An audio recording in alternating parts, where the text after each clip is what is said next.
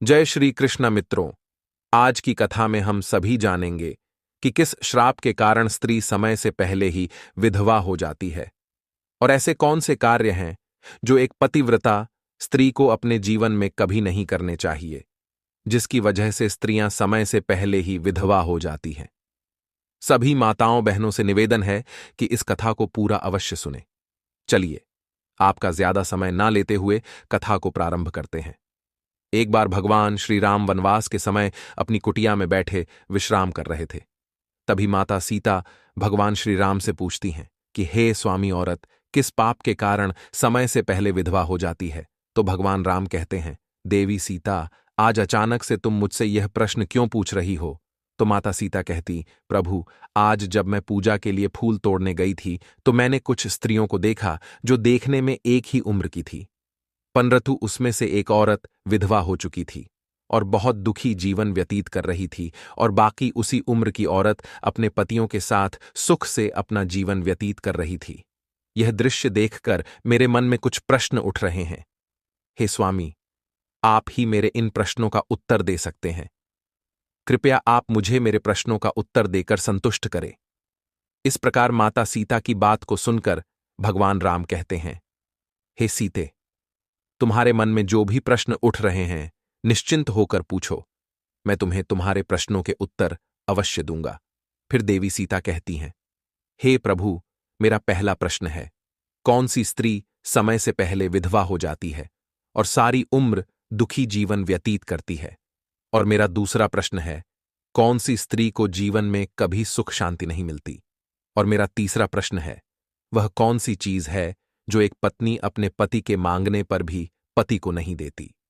इस तरह माता सीता के तीनों प्रश्नों को सुनकर भगवान राम कहते, देवी, तुम जिन स्त्रियों की बात कर रही हो उनमें से एक स्त्री समय से पहले ही विधवा होकर अपना दुखी जीवन व्यतीत कर रही है, और वहीं पर अन्य स्त्रियां सुहागन हैं और अपने पति के साथ खुश होकर सुखी जीवन व्यतीत कर रही हैं। तुम जानना चाहती हो आखिर ऐसा क्यों है? तो देवी सुनो, मैं तुम्हें इन सभी प्रश्नों का उत्तर एक कथा के माध्यम से देना चाहता हूं। इस कथा को बहुत ही ध्यान से सुनना, क्योंकि आधी अधूरी कथा सुनने वालों को आधा अधूरा ही ज्ञान प्राप्त होता है, जो जीवन में कभी काम नहीं आता। और यदि तुमने ध्यान से सुना तो तुम्हारे तीनों प्रश्नों के उत्तर कथा को सुनने के बाद तुम्हें मिल जाएंगे।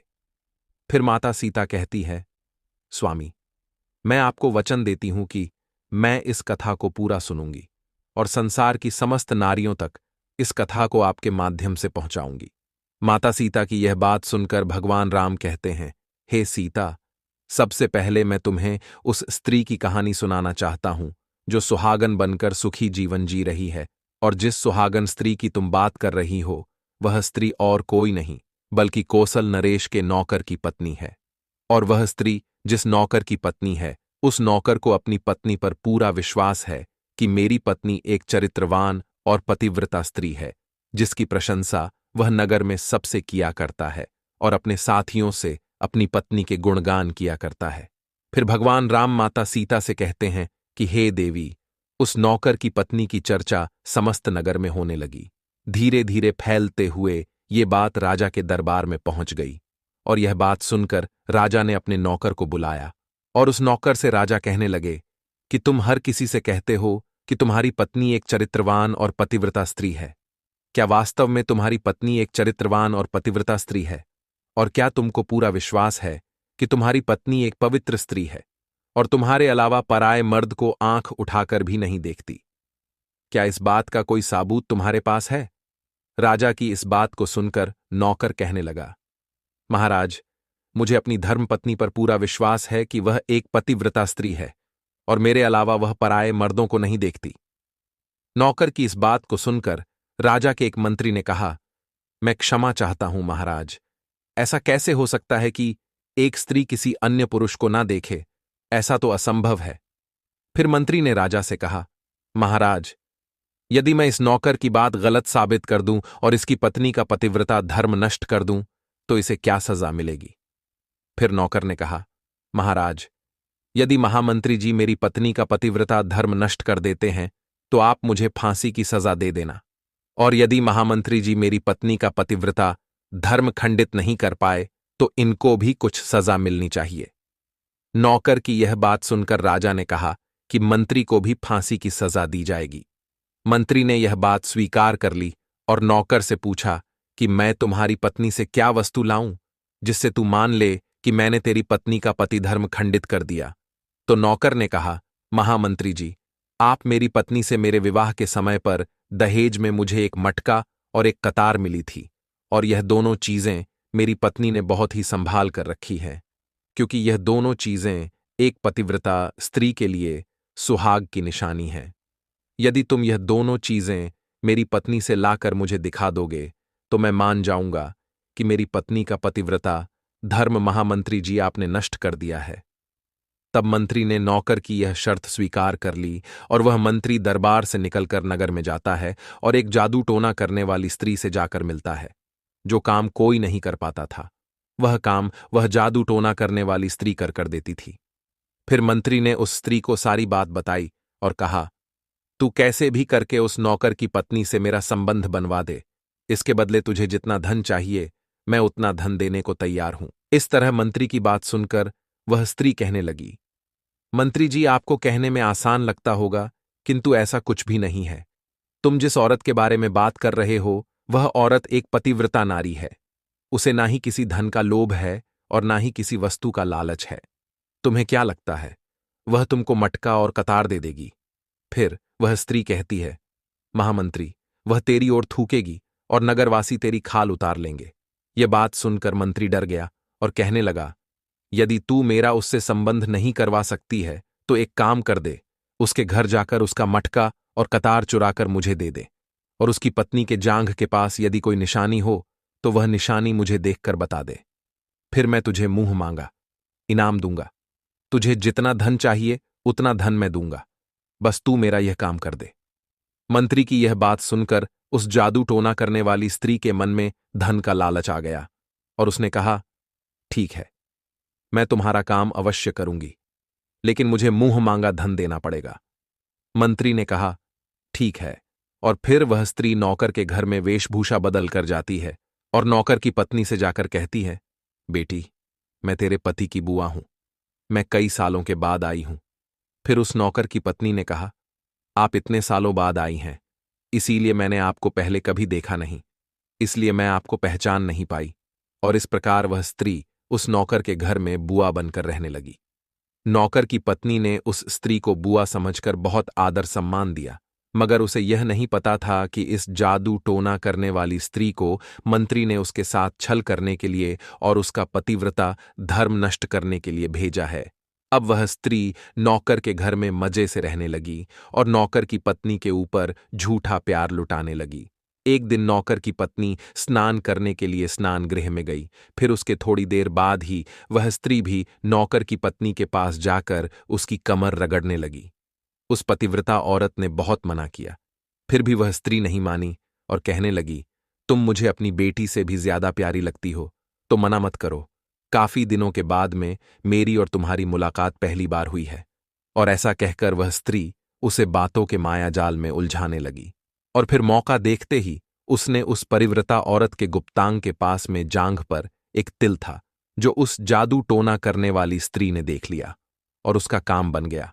और जब स्नान करने के बाद मैं नौकर की पत्नी घर के अन्य काम करने लगी, इसी बीच उस स्त्री को मटका और कतार चुराने का मौका मिल गया और उसने मटका और कतार चुरा लिया और वहां से यह दोनों चीजें चुराकर भाग गईं और सीधा जाकर मंत्री के पास पहुंची और उस मंत्री को मटका और कतार दे दिया और उस नौकर की पत्नी के जांघ पर तिल की निशानी है यह भी बता दिया।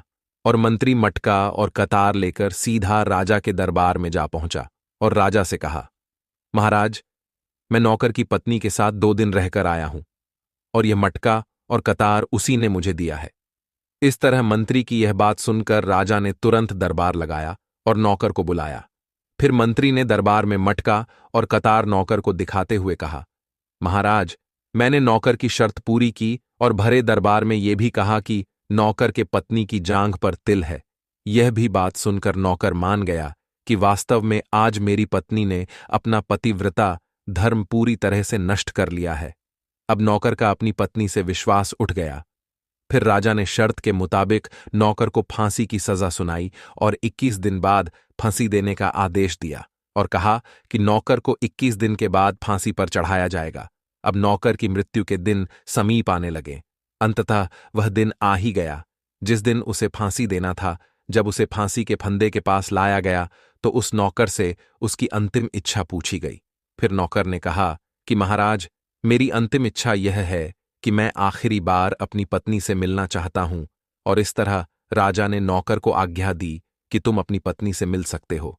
फिर नौकर कुछ दिन की इजाजत लेकर अपने घर गया और अपनी पत्नी से कहने लगा कि तुमने मेरे साथ बहुत बड़ा विश्वासघात किया, छल किया है। मैंने तुम पर विश्वास करके राजा के सामने मंत्री से ऐसी शर्त लगाई थी और राजा के दरबार में मैंने कहा था कि मेरी पत्नी एक चरित्रवान और पतिव्रता स्त्री है और उसके पतिव्रता धर्म को कोई नष्ट नहीं कर सकता। यदि कोई नष्ट कर देगा तो मुझे फांसी लगा देना, और तुमने पतिव्रता धर्म नष्ट कर दिया। अब मुझे कुछ दिन के बाद में फांसी दे दी जाएगी। तुमने मेरे साथ विश्वासघात किया है। मैंने तुम पर विश्वास करके तुम्हें घर पे अकेला छोड़ के गया था।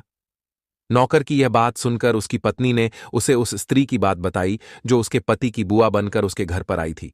मगर नौकर को अपनी पत्नी की बातों पर बिल्कुल भी विश्वास नहीं हुआ और नौकर राजा के दरबार में पहुंच गया। फिर राजा किसी कारणवश उस नौकर की फांसी की सजा कुछ दिन के लिए टाल दिया और उसे कैद में डलवा दिया। नौकर की पत्नी अपने पति को निर्दोष साबित करने के लिए राज दरबार में गणिका अर्थात नाचने गाने वाली औरत की वेशभूषा धारण करके पहुंच जाती है और राजा से उसके सम्मुख अपना नृत्य दिखाने की आज्ञा मांगने लगी। राजा ने स्त्री की सुंदरता देखकर नाचने की आज्ञा दे दी। फिर महल के नौकरों ने उसके नृत्य के लिए व्यवस्था की। फिर उस नौकर की पतिव्रता पत्नी ने जब नाचना शुरू किया तो उसका नाच देखकर राजा बहुत मोहित हुए और फिर राजा ने कहा, मैं तुम्हारे नृत्य से बहुत प्रसन्न हुआ, मांगो, तुम जो भी मांगोगी मैं तुम्हें दूंगा। फिर उस नौकर की पत्नी ने कहा, महाराज, आपकी सभा में एक चोर है जिसने मेरी सोने की अंगूठी चुराई है और उसे फांसी की सजा दे दीजिए। यह बात सुनकर राजा ने कहा, ठीक है, बताओ मेरे दरबार में तुम्हारा चोर कौन है, मैं उसको फांसी की सजा जरूर दूंगा। और फिर उस नौकर की पतिव्रता स्त्री ने कहा, महाराज, और कोई नहीं, आपके मंत्री ने ही मेरी अंगूठी चुराई है, आप इनको फांसी की सजा दें। जैसे ही मंत्री ने सुना कि ये स्त्री मुझे चोर बता रही है तो तुरंत मंत्री कहने लगा, महाराज, मैं शपथ खाकर कहता हूं कि मैंने इसकी अंगूठी नहीं चुराई है और मैंने इसे आज तक कभी देखा ही नहीं है, तो मैं इसकी अंगूठी कैसे चोरी कर सकता हूं। मैंने आज तक इसकी शक्ल ही नहीं देखी है, आज पहली बार मैं इसकी शक्ल देख रहा हूं। जैसे ही मंत्री ने कहा कि मैंने इस स्त्री की आज तक शक्ल ही नहीं देखी है तो वह पतिव्रता औरत अपने वास्तविक वेशभूषा में आ गई और कहने लगी, महाराज, इस मंत्री ने मुझे पहले कभी देखा ही नहीं, तो आप इससे यह पूछो कि यह मटका और कतार कहां से लाया है, और मैं उसी नौकर की पत्नी हूं जो आपके यहां पर नौकरी करता है और आप मेरे निर्दोष पति को फांसी पर चढ़ाने वाले हैं। इसीलिए मुझे यहां इस गणिका की वेशभूषा में आपके दरबार में आना पड़ा। मैं आपको इस मंत्री की पूरी सच्चाई सुनाती हूं। ये जो आपका मंत्री है, इसने मेरे पास में एक जादू टोना करने वाली स्त्री को मेरे पति की बुआ बनाकर भेजा था और उसने धोखे से मेरी जांघ के तिल का पता लगाया और उसी स्त्री ने यह मटका और कतार चुराकर इसको दे दिया और आपके मंत्री ने इसके बदले उसको बहुत सारा धन दिया है और मेरे साथ यही छल हुआ है, महाराज, और मैं आज भी पतिव्रता हूं। स्त्री की इस बात को सुनकर राजा ने उस स्त्री को बुलाया। फिर उस स्त्री ने राजा के डर से मंत्री की सारी सच्चाई राजा को बता दी, जिससे राजा ने उस नौकर को अपनी कैद से रिहा कर दिया और उसकी जगह मंत्री को फांसी पर चढ़ा दिया। और कथा को आगे बताते हुए भगवान राम कहते हैं, हे सीते, इस प्रकार उस नौकर की पतिव्रता स्त्री ने अंत में राजा से कहा, महाराज, मैं अपने पति से बहुत प्रेम करती हूं, मैं एक चरित्रवान स्त्री हूं और मैं कभी भी अपने मुंह से अपने पति का नाम तक नहीं लेती हूं। इस प्रकार भगवान राम कहते हैं, हे सीते, कथा पूरी हो गई। अब तुम अपने तीनों प्रश्नों के उत्तर सुनो। तुम्हारा पहला प्रश्न था, कौन सी स्त्री समय से पहले विधवा हो जाती है? तो जो स्त्रियां अपने मुंह से अपने पति का नाम लेती हैं और उनको हमेशा नाम से ही बुलाती हैं, वे स्त्रियां समय से पहले ही विधवा हो जाती हैं और बिना पति के दुखी जीवन व्यतीत करती हैं। क्योंकि यदि कोई स्त्री अपने पति का नाम मुंह से लेती है तो पति की उम्र कम हो जाती है और समय से पहले ही उस स्त्री के पति की मृत्यु हो जाती है और स्त्री समय से पहले ही विधवा होकर एक दुखी जीवन जीती है। बस यही कारण है कि तुम जिन स्त्रियों की बातें कर रही थीं उनमें से एक विधवा इसी कारण से हुई है और उनमें से एक नौकर की पत्नी थी जो पतिव्रता स्त्री थी। यह स्त्री कभी भी अपने पति का नाम मुंह से नहीं लेती थी, जिसके कारण वह आज भी सुहागन है और सुखी जीवन व्यतीत कर रही है। और वह स्त्री जो समय से पहले विधवा होकर दुखी जीवन जी रही है, वह हमेशा अपने पति को नाम लेकर बुलाती रहती थी, जिसके कारण उनके पति की उम्र कम होती चली गई और फिर उसके पति की मृत्यु समय से पहले ही हो गई।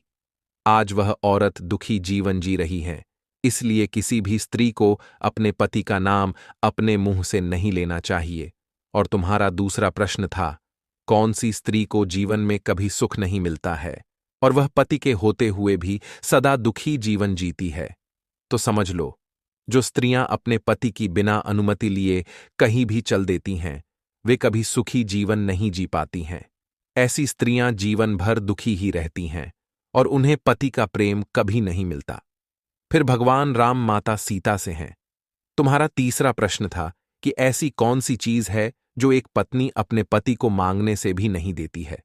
तो समझ लो, वह चीज गाली है जो एक संस्कारी और चरित्रवान स्त्री कभी भी अपने पति को नहीं देती है।